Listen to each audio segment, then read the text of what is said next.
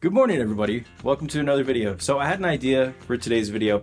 I actually haven't had like a full day of thrifting in a while, where I go to as many thrift stores as I can and try to find stuff to flip on eBay, right? So around our area, there is 1, 2, 3, 4, 5 like really good thrift stores close to us. So I think that's what I'm gonna do today. It is 9:39 and the first Goodwill that I wanna go to opens at 10 a.m. So my plan today is to go hit 5 different thrift stores. I'm gonna start at the one Goodwill at 10 a.m., go from there to another Goodwill, go from there to a brand new thrift store that opened by us called Red, White, and Blue, which is, it's a good thrift store. Can be expensive, but we found some good stuff at other locations. And then I'll go from there to another Goodwill, and then from there, lastly, to a Salvation Army. So 5 thrift stores total. Let's see what happens. I'm gonna spend as much time as I need to at the thrift stores. Hopefully I can find some good stuff to flip online. And if you're new to our channel, this is something that we do for a full-time living. We also have this YouTube channel where we've made over 1,000 videos showing you how we flip stuff online. So if you like videos about how to flip stuff online, and if you just like videos about finding cool stuff, make sure to subscribe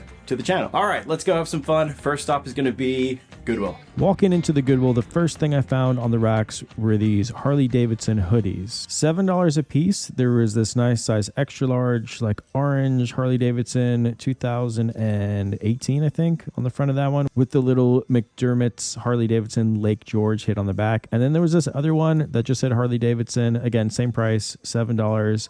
Hoodies are okay for us. Usually we look for the older ones. We try to stick more to t-shirts and like long sleeve t-shirts. This is a good brand, Psycho Bunny. This polo was a good size too, 4XL, $7, but it did have like a bunch of stains on the front of it, so I left it. Looking through the polo section, I found my first actual purchase of the day, which this brand is called Cool. Has a little patch on the sleeve and should sell for around $25 to $30. And then in the t-shirt section, I was not expecting to find a vintage t-shirt because usually they pull them out. But for $5 on the good Salem tag, size extra large, I found this vintage New York Yankees 1995 t-shirts in actually really great condition. And then also in the t-shirt section, I said we like long sleeves, and I found 2 Harley Davidson long sleeve shirts. This one is all embroidered, really, really nice with that skull on the front of it and the hits down the sleeves, which is good.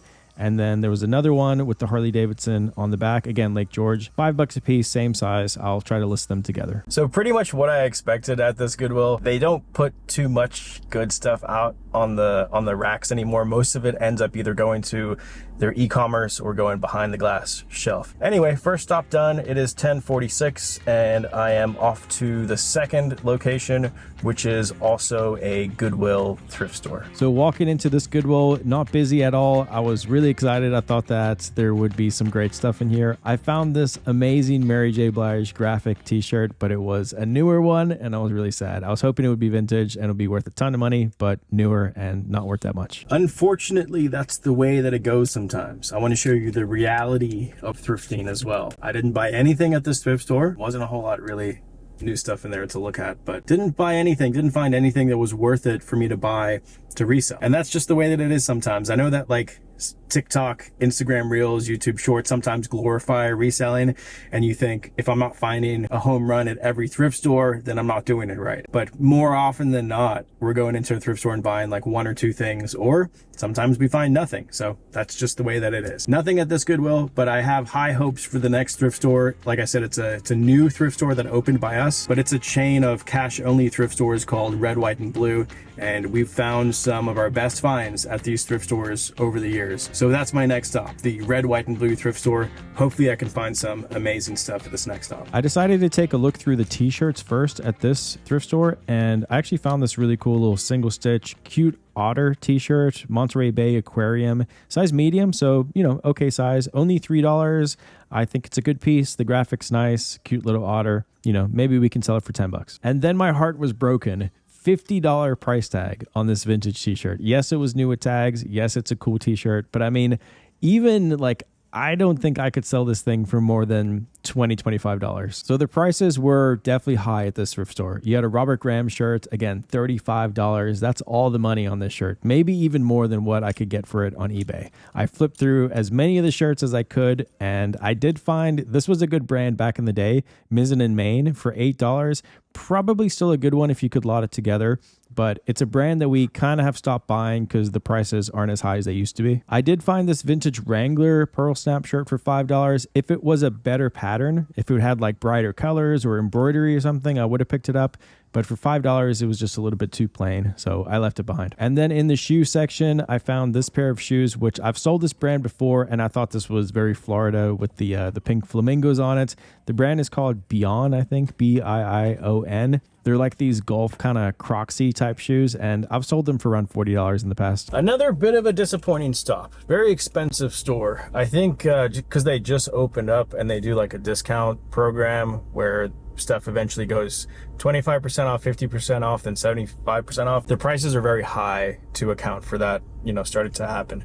But big store, I'm sure that eventually we'll probably pull some good stuff out of there. There were a ton of resellers in that store, but that's to be expected. It is nice to have another thrift store to go to. Nice big thrift store, but only found 2 things in there. On to the next one. The next thrift store is going to be another Goodwill retail store. 2 more left. I walked into this Goodwill and the first thing that hit me right in the face was this rocking love sack. And they had a price tag of $150 on it, but it was actually branded love sack, so not like a generic one. And love sacks can be super expensive. This thing was probably over $1,000 new. And then in the athletic shirts, I noticed the 3 little stitches on this one, which automatically lets me know that it is Lululemon brand for $4, my size. Nice little like blue and gray-ish shirt. Lululemon, there's a logo on the back.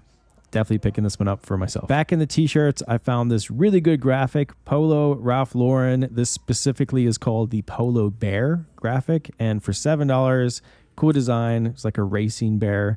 Usually we get like $30 for these. I think leaving that love sack behind might have been the worst mistake of my life.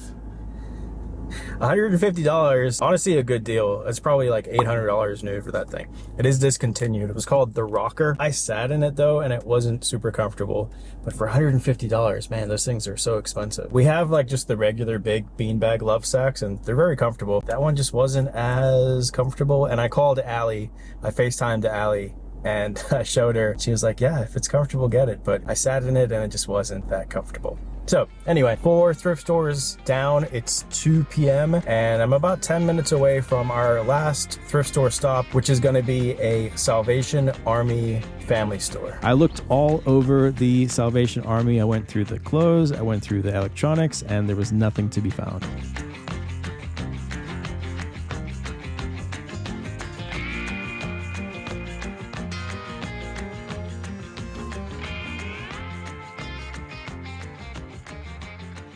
Okie dokie.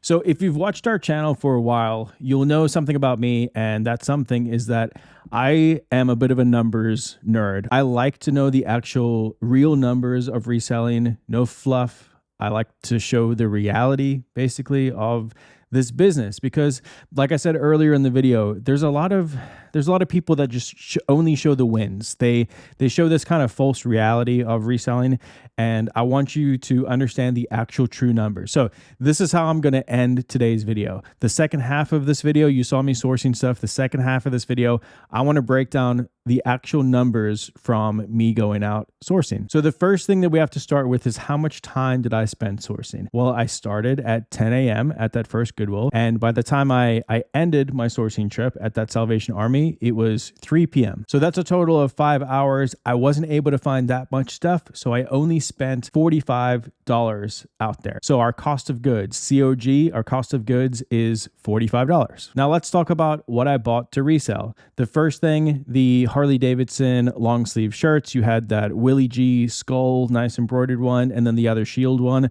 Those will be sold together. I'm hoping to get around $50 for both of them together. That cool polo that I found, I'm hoping to get around $25 for that. There was that Yankees vintage t-shirt, which I actually sold that to a good friend of mine, Thrift Native, which the Yankees hadn't lost the World Series just yet when he bought it. He paid me $15 for it. I sent it to him. They won a game and then they lost the series on the next game. So go give Thrift Native a follow. cheer him up a little bit because his Yankees lost. But yeah, I did sell that shirt already. It's sold for $15. I also found that really cute little otter vintage shirt. I think that's probably worth around $10 if we throw it up in a Whatnot show. I also found that polar bear racing shirt. That's one that'll go on eBay, and I'm hoping to get around $30 for that piece. The Lululemon shirt, I'm going to keep that. Anytime I find a Lululemon shirt that's in my size at the thrift store, give it a wash, keep it. I'd much rather pay $5 for a Lululemon shirt from the thrift store than go to Lulu and pay, $70 for it. So I'm going to keep that one. But if I were to sell that one on eBay, usually we get around $20 for those. And then lastly, those Bion, B-I-I-O-N, I believe, golf shoes. I thought I could probably get around $40 for them. I actually ended up taking an offer already on those. We got them listed on eBay. They sold for $30, but they sold in a bundle. So the person who bought them bought like 5 other things from us. So it makes our shipping costs a whole lot less. I thought I could get $40 with free shipping. I ended up getting $30, but it's in a bundle with other stuff where the shipping cost is drastically reduced. So really it all kind of even out. So those are already sold for $30, which again, going back to the numbers, if we sold all of that stuff, it gives us a potential gross sales. So gross is your top number amount. So before cost of goods, before shipping, before fees, before taxes, before everything, your total gross sales. We have a potential because not everything has sold yet. So potential gross sales of $190. Now, fees and shipping for us right now, our fees and shipping average around 25%. So I'm going to take that number and I'm going to take 25% of that $190, which would be $48. And that comes off of that top line number. So $190 minus $48 for fees and shipping. And then going back to our cost of goods, we paid $45 for the items. So $45 comes off of that amount, which gives us a net pre-tax profit of $97. So $97 is what we've made in profit before taxes, before we have to pay taxes. But those are not the only factors to consider. You have to consider your time. A lot of resellers just look at, I bought this for $1 and I sold it for $10,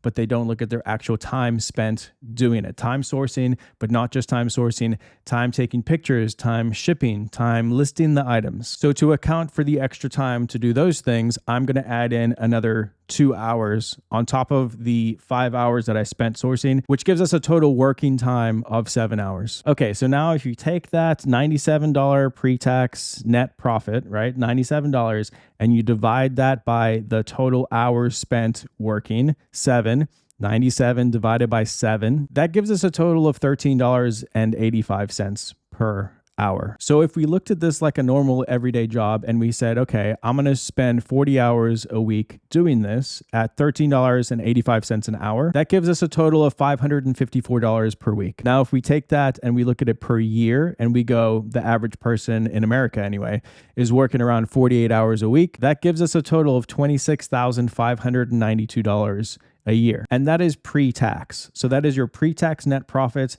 And again, it's also only potential profit. That's saying that everything that you find is being sold or has sold before the end of the year. So now let's look at taxes, because that's another thing that a lot of resellers forget to take into account. You must pay taxes on any gross income. I'm going to go based on the new tax standards that came out for 2025, and we're going to look at that and say income up to $11,925 is taxed at 10%. Over that amount, income from $11,926 up to $48,475, that's taxed at 12%. Here's another thing that not a lot of people know.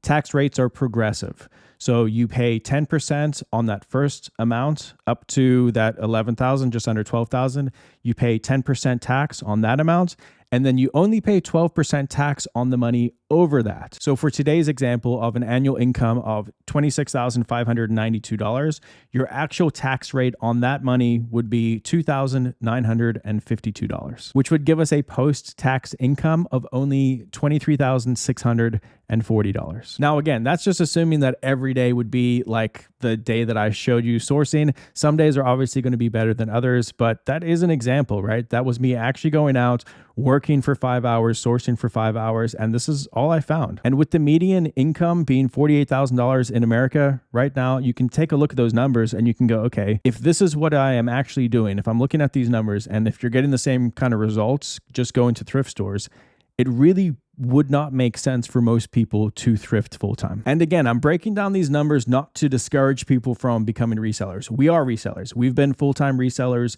for the past 9 years. The majority of our income comes from reselling, not from YouTube, not from mentoring groups, from reselling. But the majority of the goods that we sell do not come from thrift stores alone. In my opinion, going into 2025, you have to look at other resources to source, other ways to source. Buying in bulk, buying wholesale, going to estate sales, going to yard sales, going to in-person auctions, maybe even looking at stuff like storage unit auctions, reaching out to liquidation companies, looking at buying pallets of liquidation that you can go through and get stuff in bulk to resell. That is the only way, in my opinion, that is the only way in 2025 to be a full-time reseller. And again, listen, there's always outliers, right? There's areas of the US that are really, really good for thrifting. So can you go and make 6 figures just going to thrift stores in 2025? Absolutely. But can you do it in 40 hours a week? I don't know. And can the vast majority of the people in the US do it? Do they have access to just going to thrift stores and getting enough inventory, getting enough product? I don't think so. I don't think it's possible for most people in the US. And again, hopefully that makes sense. I'm not saying any of this stuff to discourage people from thrifting. You know, if you're making $23,000 a year part-time going to thrift stores and that's extra income on top of what you're doing, awesome. I love that. I think that everybody should be doing that. But if you want to be a full-time reseller, I just want to get it in people's heads. Like, you actually have to look at your numbers and look at how much money you're actually making. Is it worth it for you to do what you're doing? Or does it make more sense to go and get a traditional job with health benefits? We didn't even talk about that. Health benefits and retirement and all that other good stuff. And also, does it make sense to explore other avenues for sourcing products like I talked about? Bulk, estate sales, liquidation companies. These are all really good other avenues and resources that you can use to build your inventory base. And that's how we've been able to, make multiple 6 figures a year as resellers. It's not by just going to thrift stores and making $14 an hour. It's by developing relationships with the right people, buying in bulk, purchasing wholesale, buying liquidation, and building our inventory that way. So anyway, hopefully that wasn't too much just thrown at you. Hopefully you enjoy me breaking down the numbers a little bit. And thank you so much for watching today's video. I hope you all go out and find holy grail items and make millions of dollars. That's what I want for you. I just want to show the actual reality of reselling as well. So thank you for watching. Don't forget to subscribe, and I will see you on the next video. Later, everyone. Bye. See ya.